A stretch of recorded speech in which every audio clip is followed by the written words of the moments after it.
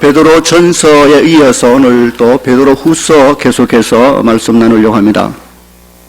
베드로 전서는 당시 로마 정부로부터 교회가 핍박받고 있었던 그런 소아시아 여러 성도들에게 베드로는 고난에 굴하지 말고 낙심하지 말고 그럴수록 더욱더 세상 가운데서 성실하게 거룩하게 의롭게 살아 나그네의 사명을 잘 감당해야 한다 하는 그런 격려의 편지였습니다.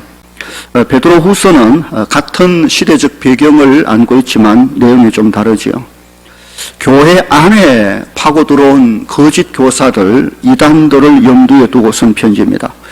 그래서 사도는 성도들 하여금 이런 이단적 부패한 교리 도덕적 부패를 경계하도록 하기 위한 편지입니다. 경계의 편지.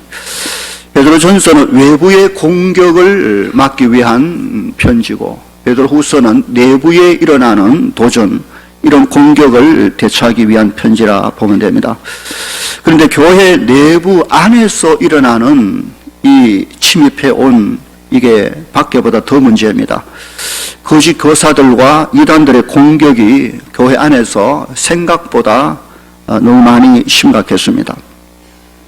당시 교회 안에 침투해 온 이단과 그런 거짓 교사들은 헬라 철학의 영향을 입은 영지주의라는 이단, 그들의 영향을 받은 유대 율법주의자들의 짓이 아닌가 그렇게 보여집니다.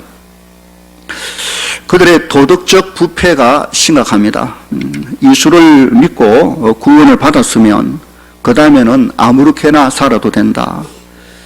구원이란 죄로부터 해방인데 이 해방이라는 것을 오도하여서 예수 믿고는 네 마음대로 마치 방종해도 되는 것처럼 그런 도덕적 부패를 가져오므로 사도들이 가르친 이 땅의 거룩한 삶을 무너지게 만드는 일들이 일어나고 있는 것이죠. 또 교리적인 부패도 심각합니다. 그들은 예수님의 재림을 부인하고 주의 재림을 조롱하는 사람들이었습니다. 성도들이 그 고난과 시련 박해 속에서도 다시 오실 예수님을 기대하고 바라보는 그 앞에서 받을 칭찬과 영광을 생각하고 고난을 참는데 이 모든 것을 헛것으로 만드는 이런 심각한 일들이 교회 안에서 일어나고 있었던 것입니다. 이에 대하여 사도 베드로는 오늘 본문 12절에서 15절까지 해서 그의 심정을 잘 드러내고 있습니다. 먼저 이런 위험에 노출되어 있는 교회 성도들을 진리 위에 바르게 세우고 그 신앙의 뿌리를 튼튼하게 해야 하는데 사실 사도 베드로에겐 그럴 만한 시간이 자기에게 많이 남아있지 않다는 게 문제입니다. 보면 14절을 보십시오. 이는 우리 주 예수 그리스도께서 내게 지시하신 것 같이 나도 나의 장막을 벗어날 것이 임박한 줄 알미니라. 나의 장막을 벗어난다는 말은 육체를 벗는다. 자신의 죽음 때가 다 됐다라는 뜻입니다. 이 사실을 주께서 자기에게 지시하셨다라고 했습니다. 언제 예수님이 이 일을 지시하셨습니까? 요한복음 21장 18절에 보면 예수님께서 부활하신 후 그 제자들을 만난 자리에서 특별히 베드로에게 내 양을 먹이라 라는 말씀을 하시면서 내가 진실로 네게 이르노니 네가 젊어서는 스스로 띠띠고 원하는 곳으로 다녔거니와 늙어서는 네 팔을 벌리리니 남이 네게 띠띠우고 원치 아니하는 곳으로 데려가리라 라고 하셨을 때 바로 그 말입니다. 요한복음 21장 19절에 보면 이 말씀을 하신 것은 베드로가 어떠한 죽음으로 하나님께 영광을 돌릴 것을 가리키심이라. 주님이 그때에 베드로에게 이미 순교할 것을 예고 지시하신 것이죠. 이제 베드로는 자신이 이미 늙었고 또 그때 주께서 말씀하신 대로 자신의 순교의 때가 다 됐다. 자신의 육체의 이 장막을 벗을 때가 다 됐다는 것을 직감하고 있었습니다. 이제 이 땅에서 살 시간이 별로 없다는 생각이죠. 그래서 오늘 보면 13절 보십시오. 내가 이 장막에 있을 동안에 너희를 일깨워 생각나게 함이 옳은 줄로 여기노니. 베드로의 마음이 지금 좀 급해진 것입니다. 그래도 아직 남아있는 시간을 힘써 활용해서 이제 교회의 그 신앙을 견고하게 해야 되겠다는 것이죠. 15절 보십시오. 내가 힘써 살아있는 동안 힘써서 너희로 하여금 내가 떠난 후에라도 어느 때나 이런 것을 생각나게 하려 하노라. 살아있을 동안 힘써 해야 가르쳐서 내가 나중 떠난 후에라도 내 없을 때라도 이런 것을, 이런 진리가 그들 속에 생각나게 해야 한다는 것이죠. 12절에도 보면 내가 항상 너희에게 생각나게 하려 하노라, 이 말이 여러 번 나옵니다. 당시 상황의 심각성 그리고 베드로의 마음이 좀 이해가 되는가 모르겠습니다. 다시 말하면 베드로는 자신이 죽고 없더라도 이 바른 진리를 가르쳐 어떠한 상황 속에도 이 말씀이 생각날 수 있도록 해야 되겠다. 지금 살아있는 동안 내가 해야 될 일은 그거구나 라는 것입니다. 여기에 생각나게 하려 한다는 말이 3번이 거듭 나옵니다. 아주 중요한 의미를 가지죠. 아무리 돈을 많이 가지고 있다 할지라도 꼭 사용해야 될 그때 그 돈을 쓸 수 없는 상황이라면 그 돈이 무슨 소용이 있습니까? 우리 집에 돈이 많이 있다. 있는 거 있는데 지금 쓸 수 없으면 그 돈이 무슨 의미가 있습니까? 아무리 바른 진리를 알고 있어도 정작 신앙의 위협, 또 시험, 고난, 유혹을 받을 그때, 위기에 처했을 때 그 말씀이 생각나지 않으면 아무 소용없는 것입니다. 오늘 우리가 들은 말씀이 충분히 이해가 되고 그렇다 할지라도 돌아가서 삶의 현장, 위기, 유혹, 시험, 아픔, 고통 그 현장에 하나님의 말씀이 생각나지 아니하면 오늘 들은 말씀 무슨 의미가 있습니까? 그 생각나는 것이 중요하지요. 성령은 어떤 분입니까? 보혜사 곧 아버지께서 내 이름으로 보내신 성령, 그가 너희에게 모든 것을 가르치고 내가 너희에게 말한 모든 것을 생각나게 하시리라. 성령에 충만한 사람은 하나님의 말씀을 들은 것이 삶 속에 현실에 생각나고 적용되어지는 은혜가 있는 것이죠. 자, 그러면 사도 베드로는 이런 상황 속에서 어떤 일을 하려고 합니까? 12절 보십시오. 그러므로 너희가 이것을 알고 이미 있는 진리에 서 있으나 내가 항상 너희에게 생각나게 하려 하노라 했습니다. 이게 무슨 말입니까? 베드로는 당시 교회 성도들이 이미 사도들로부터 받은 진리 말씀 위에 서 있다는 걸 알고 있었습니다. 그리고 앞에서 가르친 내용도 다 알고 있다고 말했습니다.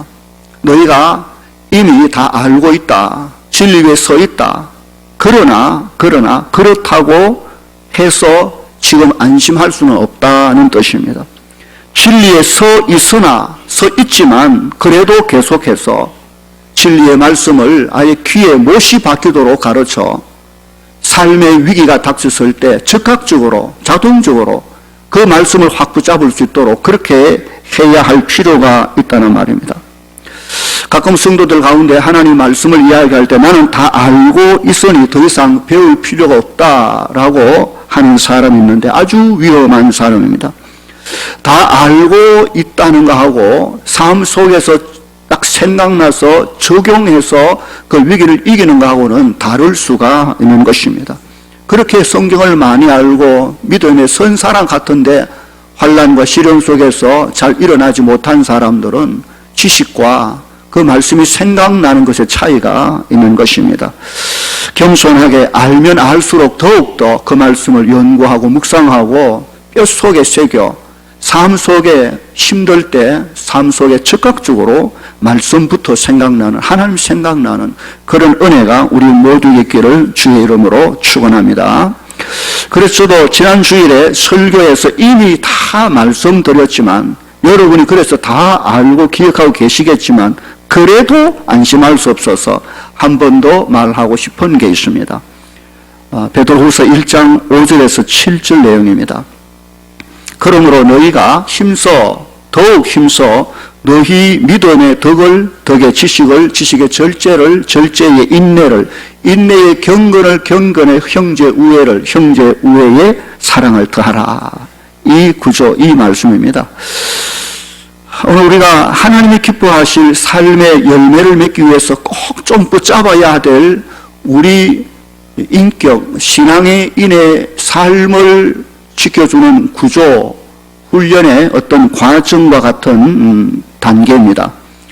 나무에 비해서 말씀드렸는데 다시 한번 좀 마음에 그려놓고 또 살았으면 좋겠다 싶습니다. 첫째는 믿음, 예수 그리스도를 구주로 믿는 믿음, 그게 뿌리죠. 우리는 거기서 시작합니다. 예수님을 나의 주로 믿는 믿음에서 우리 인생이 주 안에 새로 시작되는 것이지요. 그리고 그 위에 두 가지가 아주 중요합니다. 덕과 지식입니다. 이 큰 기둥과 같은 줄기인데 덕과 지식. 덕이란 하나님의 성품이지요. 그리스도의 성품, 성령의 열매 성품입니다. 그리고 지식입니다.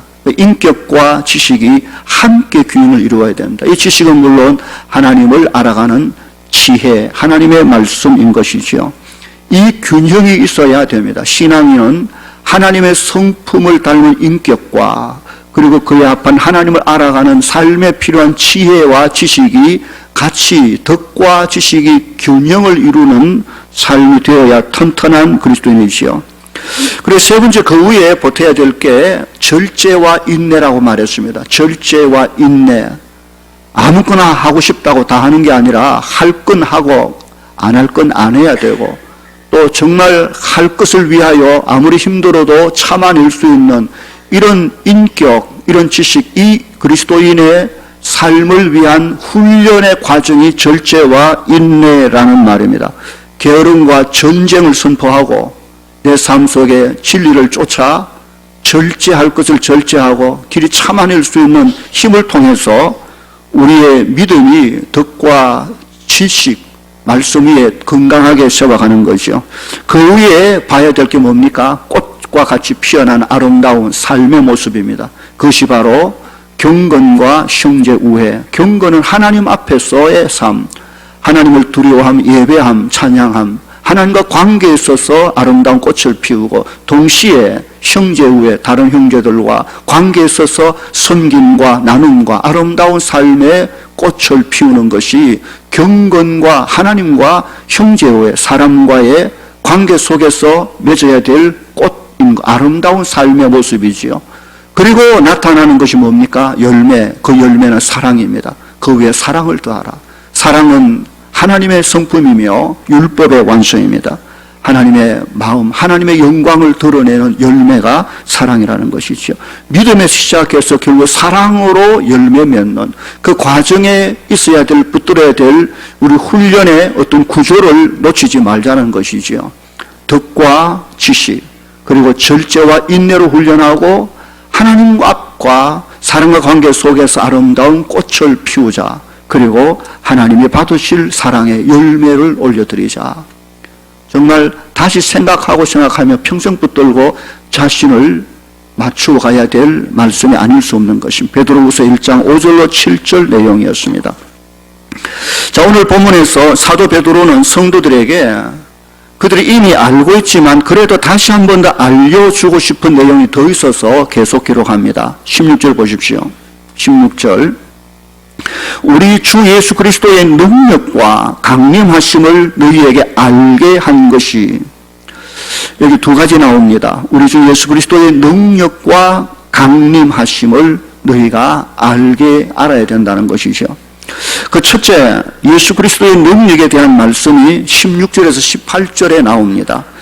여기에는 능력뿐만 아니라 위엄이라는 말도 나오고 17절에는 존귀와 영광도 말하고 있습니다. 우리가 믿고 있는 예수 그리스도께서 얼마나 큰 능력 있는 분이신지, 얼마나 위엄이 가득한 분이신지, 얼마나 영광과 존귀가 충만하신 분인지 알고 삽니까? 내가 믿는 그분이 과연 그런 분임을 안다면 우리의 삶은 진실로 이 땅 위에서 안전하게 살아낼 수 있을 것입니다. 내가 믿는 그분이 어떤 분임을 알수록 더욱더 우리는 평안을 누릴 수 있지 않겠습니까? 사도 베드로는 3년 동안 예수님의 제자로 살면서 동거동락하면서 그 예수가 누구인가, 그가 가진 능력과 그 위엄이 어떠했는지, 그가 받으실 영광과 존귀가 어떠한지 그는 친히 눈으로 보았고 귀로 들었던 사람입니다. 갈릴리 바닷가에서 어부로 살던 그가 주님의 부르심을 받고 제자가 된 이후 주의 입에서 나오는 그 말씀을 들으며 천국의 비밀을 알게 됐습니다. 예수님의 사역을 통하여 그가 사람이 아닌 하나님의 능력, 하나님의 아들 되신 능력, 병을 고치고 귀신을 쫓아내시며 자연을 통치하시고 죽은 자를 살리시는 하나님의 아들 능력이 예수에게 있는 줄 그는 보았습니다. 십자가에 죽으신 사건을 통하여 그가 죄인을 구속할 자임을 그가 알 수 있었습니다. 죽음에서 다시 살아나신 그리스도의 부활의 영광을 보았고 하늘로 승천하시는 장면을 베드로는 친히 그 눈으로 본 것입니다. 그리고 예수님께서 보내주신 성령을 받아 복음의 사역자, 사도가 되어 평생 그 복음을 위하여 헌신하다 순교한 사람이 바로 베드로입니다.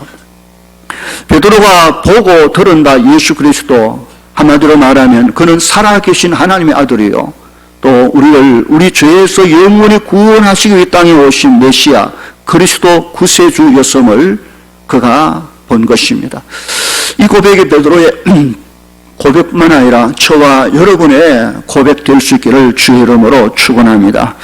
어느 날 베드로는 야고보와 요한과 함께 예수님을 따라 높은 산, 거룩한 산으로 올라간 적이 있었습니다.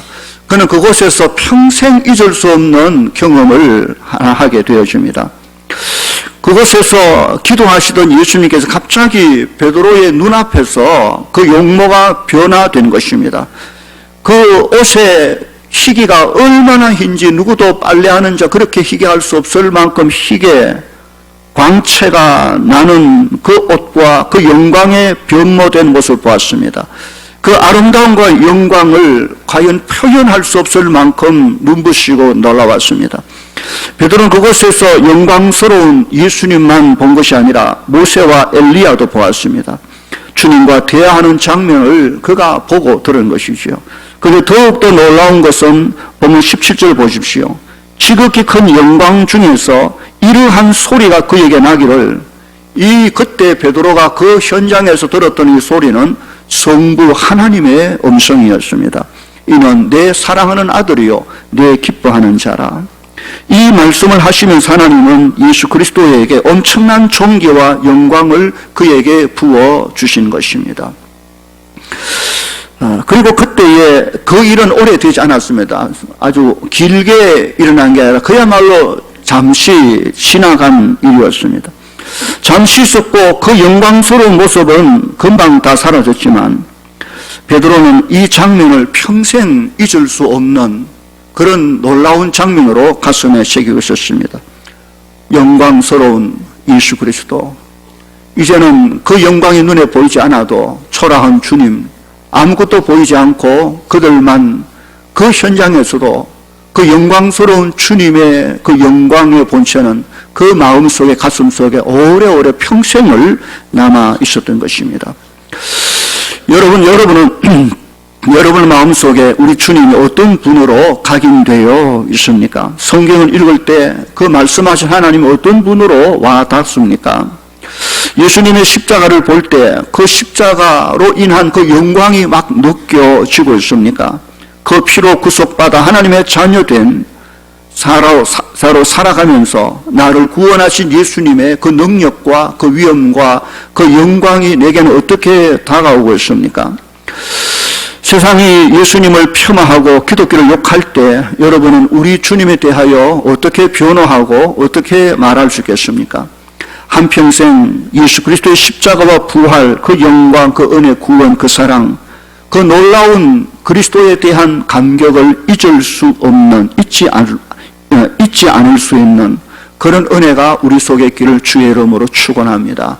주님을 만나고 그 은혜가 내 속에 넘쳤던, 그래서 주의 그 영광, 그 권능, 그 위엄, 그 존귀, 정말 평생 어떤 순간에도 잊을 수 없는 그 주의 주 되심을 마음에 믿음으로 붙들고 살아낼 수 있기를 주의 이름으로 다시 한번 축원합니다.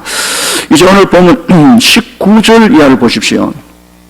베드로는 지금까지 주 예수 그리스도에 대하여 그가 직접 친히 보고 들은 것에 대하여 말했습니다. 그런데 베드로는 19절에서 우리 주 예수 그리스도에 대하여 그가 직접 친히 눈으로 보고 듣고 체험한 것보다 더 확신한 것이 하나 있다고 말합니다. 그러니까 억수로 중요하다면 자기가 눈으로 본 것보다 더 확실한 뭐가 있다. 그리스도에 대하여. 그게 뭡니까? 예언. 더 확실한 예언이 있다. 곧 예수 그리스도에 대하여 미리 증언하신 하나님의 말씀을 두고 하는 말입니다. 보면 19절 보십시오. 함께 읽어볼까요? 19절 말씀 시작. 또 우리에게는 더 확실한 예언이 있어 어두운 데를 비추는 등불과 같으니 날이 새어 샛별이 너희 마음에 떠오르기까지 너희가 이것을 주의하는 것이 옳으니라. 이게 확실한 예언이라는 말은 구약 성경에서 수많은 선지자들이 하나님의 말씀을 받아서 장차 이 땅의 메시아 곧 그리스도가 오셔서 이루게 될 하나님의 나라, 예수 그리스도께서 이루실 하나님의 나라에 대한 예언입니다. 이보다 더 확실한 것은 없습니다. 어떤 체험, 어떤 경험보다 하나님이 예언해 놓으신 말씀보다 확실한 게 없다는 말입니다. 그 하나님의 나라에 대한 예수 그리스도로 말미암아 이루어질 하나님의 나라 예언은 1차적으로 2000년 전 우리 주님이 이 땅에 탄생하심으로 정확하게 성취되었고, 그리고 궁극적으로 여호와의 날, 곧 그리스도의 종말론적 강림하심으로 확실하게 하나님의 나라가 이루어지게 되어질 것입니다. 그리고 이 약속의 이 말씀은 어두운 죄악 가운데 살아가는 하나님의 백성들에게 그야말로 등불과 같은 것입니다. 아무리 어두워도 하나님께서 말씀하신 그리스도 안에서 이룰 하나님의 영광스러운 나라에 대한 그 약속은 그 흑암 어두움 속에 살아가는 백성들 마음 속에 그야말로 한 줄기 등불이었다는 것이죠. 아무리 어두워도 등불을 들고 있으면 길을 잃지 않을 수 있는 것처럼 믿음의 선조들은 바로 이 약속, 이 등불 붙잡고 그 당시 고난을 이기고 환난을 이기고 어둠을 헤치며 살아왔다는 것입니다. 오늘 우리 속에 그 등불이 있는지, 우리 속에 세상을 비추는 어둠을 비추는 소망의 등불이 내 속에 있는지 살펴봐야 됩니다. 다시 19절 끝을 보십시오. 베드로 사도는 이 예언의 말씀, 하나님 말씀에 대하여 이렇게 말합니다. 날이 새어서 샛별이 너희 마음에 떠오르기까지 너희가 이것을 주의하는 것이 옳다. 날이 샌다는 것은 하나님의 때가 됐다는 말이죠. 이게 샛별이란 곧 예수 그리스도, 그리스도의 강림하심을 말합니다. 그리스도의 재림. 바로 이것을 주의하라. 이것은 하나님께서 그렇게 예언하신 하나님의 말씀 성경입니다. 성경에 집중하라는 것입니다. 그리스도께서 이루실 하나님의 나라에 대한 그 말씀, 그 성경, 이것보다 확실한 것이 없고 거기에 집중하라는 말씀입니다.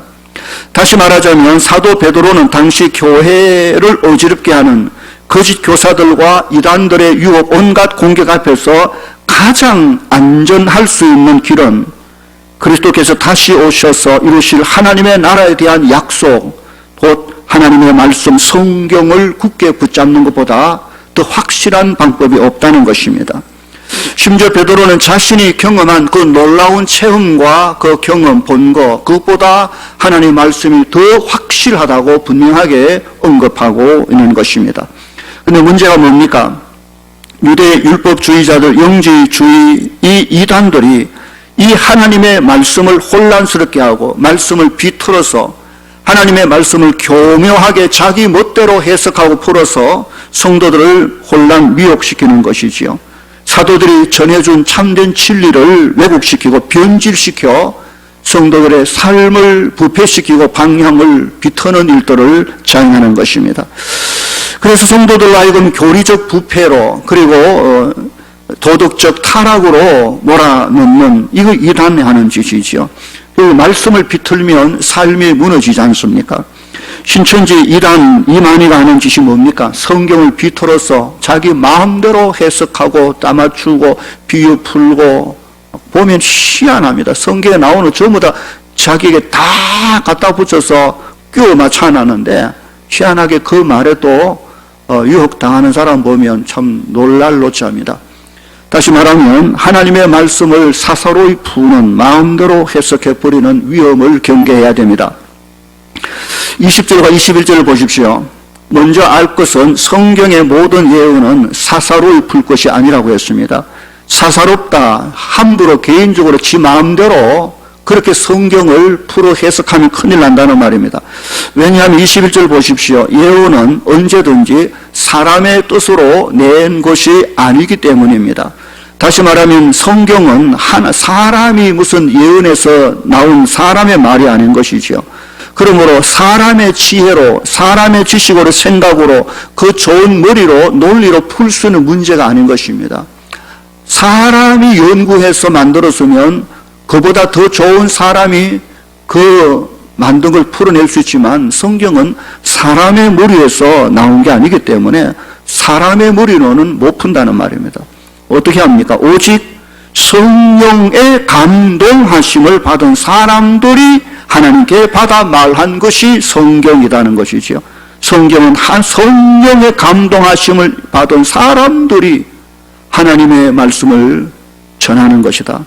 그러므로 성경을 해석할 때는 성경을 기록한 사람들을 감동케 하신 원저자인 성령님을 철저히 의지하고 성령의 조명, 성령의 지도하심 없이 개인적으로 머리 좋다고 성경을 함부로 말하고 판단하면 큰일 난다는 그 말을 하고 있는 것입니다. 그렇기 때문에 성경을 연구하고 읽을 때 미리 이런 경건한 믿음의 사람들이 기도하며 성경을 연구 해석한 경건한 바른 신학자들의 해석 주석들을 많이 연구하고 봐야 됩니다. 설교자도 절대로 성경을 혼자 그냥 그리 하지 않습니다. 성경을 설교할 때 본문에 대하여 여러 주석들을 살펴보고 바른 신학자들의 견해를 보고 또 붙들고 기도하고 하나님 앞에서 이 말씀이 우리에게 무엇을 말하는지 정말 많이 고민하고 마음을 열어 그 말씀 붙들고 애를 쓰는 것이죠. 성경 전체를 통해서 성삼위 하나님의 어떤 분이심을 바로 알고 그래서 지금 이 시간 이 말씀이 오늘 나에게 무엇을 말씀하시는지 신중하게 살펴 말씀을 보아야 됩니다. 그리고 중요한 것은 그 말씀 앞에 오늘 내가 순종하고 말씀대로 살아가기로 결단하고 그 결단의 열매를 하나님 앞에 올려드려야 됩니다. 여러분 성경 읽다가 잘 모르면 함부로 그냥 판단하지 말고 기도 많이 하시고 그래도 힘들면 목사님을 찾아와서 아니면 또 이메일로 카톡으로 이 말씀이 무슨 뜻입니까? 라고 물어볼 수 있기를 바랍니다. 그래서 그 말씀에 대해서 더 많이 기도하고 더 깊이 연구한 하나님의 뜻을 쫓아가는 사람들의 그 기록들, 그 주석들을 지혜롭게 찾아서 하나님의 말씀을 바로 해석하고 적용하는 것이 굉장히 중요한 것입니다. 세상이 힘들고 어려울수록 우리는 진리의 말씀을 굳게 붙드는 자리에 들어가야 됩니다. 오늘 결론으로 정리해보면 본문에서는 베드로가 강조한 게 크게 세 가지입니다. 첫째로 우리 어떤 유혹 핍박 그 속에서도 어떤 그런 이단의 어떤 그런 유혹 미혹 속에서도 하나님의 말씀이 가장 먼저 생각날 수 있도록 진리에 굳게 서야 된다는 것입니다. 하나님 말씀이 생각나지 않으면 아무 소용없습니다. 그렇게 똑똑한 사람이 결국 정작 어려움 부닥쳤을 때는 그만 하나님 말씀이 아니고 세상 것을 확 붙들고 가버리는 사람이 있는데 이러면 안 되지 않습니까? 그러니까 말씀이 자동적으로 급할 때 바로 말씀을 찾을 수 있도록 그런 훈련들이 우리에게 필요한 것입니다. 둘째로 우리가 믿고 있는 주 예수 그리스도의 능력과 위엄, 존귀, 그 영광, 그분이 어떠한 분임을 항상 기억하고 살아야 됩니다. 내가 아무리 힘들어도 나를 구원하신 우리 주님, 내 아버지가 어떤 분임을 명확하게 안다면 결코 세상이 두렵지 않을 수 있는 것입니다. 내가 그분을 신뢰하고 그분께 피할 수 있고 그의 능력 속에 있을 수 있기 때문에 세 번째로 예수 그리스도의 강림에 대한 가장 확실한 예언의 말씀, 곧 성경, 하나님의 말씀을 사서로이 풀면 큰일 난다는 것입니다. 성경을 깊이 묵상하고 성령의 조명하에 또 성경을 연구한 많은 분들의 지혜를 잘 활용해서 하나님의 말씀을 정확하게 이해하고 그 말씀 붙잡고 그 길로 가는 것이 이 험한 시대에 우리가 해야 될 일임을 성경이 가르쳐 주고 있는 것입니다. 오늘도 앞으로 정말 교회가 안팎으로 공격받고 있는 이 시대에 진리 위에 굳게 서서 믿음으로 승리하며 주 앞에 이르는 그날까지 꿋꿋하게 살아 하나님 앞에 영광이 되어지는 우리 모든 성도들 다 될 수 있기를 주의 이름으로 간절히 축원합니다. 기도하시겠습니다. 이 시간 함께 이 말씀 붙들고 우리 기도하십시다. 우리는 오랫동안 하나님의 말씀을 받았습니다. 듣고 붙잡고 알고 있습니다. 그 말씀이 내 삶 속에 생각나야 됩니다. 성령은 우리로 생각나게 하시는 분이라고 하였습니다. 성령의 충만 민감할 수 있기를 기도하시기를 바랍니다. 내가 믿는 하나님 예수님, 우리 성령님이 얼마나 위엄스럽고 존귀함의 영광과 능력에 가득한 분임을 우리로 절대로 잊지 아니하도록 하나님을 알아가는 것이 필요합니다. 다시 오실 주님에 대한 확실한 성경의 예언을 앞으로 공부할 터인데 정확하게 붙들고 세상 어떤 소리에도 굴하지 아니하고 주님을 바라보고 오늘을 견뎌 이겨낼 수 있는 믿음 달라고 기도할 수 있기를 바랍니다. 이 시간 다음 통성으로 함께 한 1분 소리내서 기도하겠습니다. 함께 기도합시다. 걸어가신 아버지 하나님, 은혜와 사랑을 감사합니다. 주의 말씀을 공부할 수 있도록 은혜 주심을 감사합니다. 말씀이 귀에만 들리지 않게 하시고 말씀이 우리의 생각과 우리의 마음과 우리의 삶 속에 적용되어지도록 주님이 간섭해 주시기를 바라고 소원하옵나이다. 오 주여 인도하여 주옵소서. 찬송과 영광을 주님 홀로 받으시옵소서. 우리 가운데 임재하셔서 하늘 문 여시고 주의 신령한 은혜 복을 주시고 말씀 위에 굳게 서는 저희들 되어지도록 주님이 간섭해 주시기를 바라고 소원하옵나이다. 주여 도우소서. 우리 가운데 함께 하소서. 우리의 삶을 새롭게 하시고 진리의 길을 끝까지 믿음으로 온전히 나아가도록 성령을 인도해 주시기를 간절히 바라고 소원하옵나이다. 오 주여, 영광의 주님 감사합니다. 어둡고 답답한 이 삶의 현실 속에 등불, 하나님의 진리의 말씀이 불을 등불에 비추어 그 길을 걷는 저희들 되게 하여 주시옵소서. 우리 주님이 어떤 존귀와 그 영광의 하나님을 마음속에 늘 기억하게 하시고 어떤 삶 속에서도 주의 말씀이 가장 먼저 떠오르며 그 말씀 안에서 힘을 얻고 승리하는 우리 모두가 되게 하여 주시옵소서. 예수님 이름으로 기도하옵나이다. 아멘.